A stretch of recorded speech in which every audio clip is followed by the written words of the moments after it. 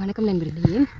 இன்றைய நாள் என்ன பார்க்க போகிறோம் என்று சொன்னால், நம்மளோட பச்சை எண்ணெய் மீனா, நார்மல் சாதாரண பச்சை எண்ணெய் மீனான்னு சொல்லி ஒரு வெரைட்டி வருமே, அதுதான். அதில் வந்து இது என்னோட மரம் தான். இதில் நிறைய பிஞ்சு பிடிச்சிருக்கு.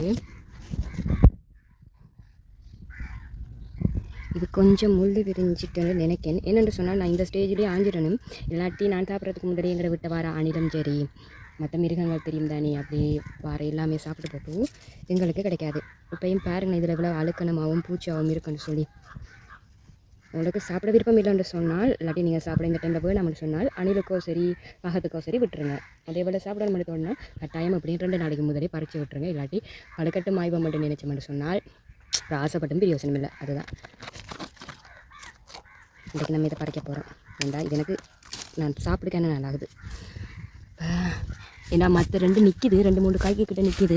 அதே போல் அதை நான் வந்து உண்மைக்கு ஆய்வனாண்டு தெரிய இல்லை. ஏன்னா ஞாபகம் கொண்டு வரணுமே, அப்படி வரலாட்டி நானும் மறந்து போயிடுவேன். அது நிறைய வந்து காய்க்கும் குருவிக்கு தான் போயிருக்கேன்றதுலையும் அணிலம் நிறைய வரது அப்படி போகிறது. இந்த தடவை ஆஞ்சிட்டேன், பழுக்கை இல்லைனா. மீண்டும் இது மாதிரி சின்ன சின்ன அப்டேட்டுகளை இந்த பேஜில் பார்க்கக்கூடிய மாதிரி இருக்கும். அடுத்த வீடியோவில் சந்திக்கலாம். சரியா?